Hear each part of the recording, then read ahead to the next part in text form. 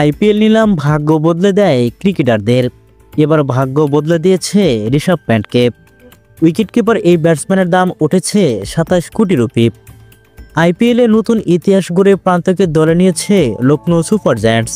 জেদ্দায় অনুষ্ঠিত নিলামের ইতিহাসে সর্বোচ্চ দামে বিক্রি হয়ে যাওয়া আয়ের দিক থেকে শীর্ষ ভারতীয় ক্রিকেটার বনে এসেছে প্যান্টকে।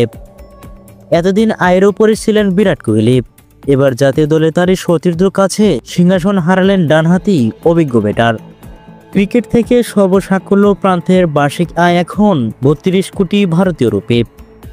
কোহলি বাৎসরিক আয় 28 কোটি রুপি, অর্থাৎ 4 কোটি রুপিতে ব্যবধানে কোহলিকে পেছনে ফেলেছেন ঋষভ প্যান্ট।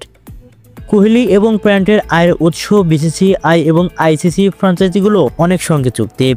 বিসিসিআইয়ের সঙ্গে এই ক্যাটাগরির চুক্তিতে থাকা প্রান্ত বাৎসরিক আয় করেছেন 5 কোটি রুপি, আর আইপিএল থেকে এবছর পাবেন 27 কোটি রুপি, মোট 32 কোটি রুপি।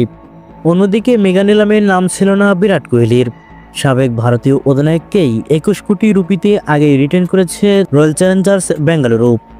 আর আরসিবির A+ ক্যাটাগরিতে চুক্তি থেকে বাৎসরিক 7 কোটি রুপি পান বিরাট কোহলি। আগামী মার্চে ক্রিকেটারদের সঙ্গে চুক্তি নবান্ন করেছেন বিসিসিআই। তখন প্রান্তের বেতনও বাড়ার হওয়ার সম্ভাবনা রয়েছে। তার জায়গায় হতে পারে A+ ক্যাটাগরিতে, কারণ দারুণ পারফরমেন্স দিয়েই দিনে দিনে তিনি 3 ফরম্যাটেই ভারতীয় ক্রিকেট দলের অবিচ্ছিন্ন অংশ হয়ে দাঁড়িয়েছে ঋষভ প্যান্ট। অন্যদিকে বিশ্বকাপ জেতার পর বিরাট কোহলি টি-20 থেকে অবসর নিয়ে ফেলেছেন, যে কারণে তার বেতন কমতে পারে। ডানহাতি তারকা ক্রিকেটার চলে যেতে পারেন এই ক্যাটাগরিতে। এবার নিলামের প্রান্তের দ্বিতীয় সর্বোচ্চ 26 কোটি 75 লাখ রুপি দাম ওঠে শ্রেয়স আয়ারের।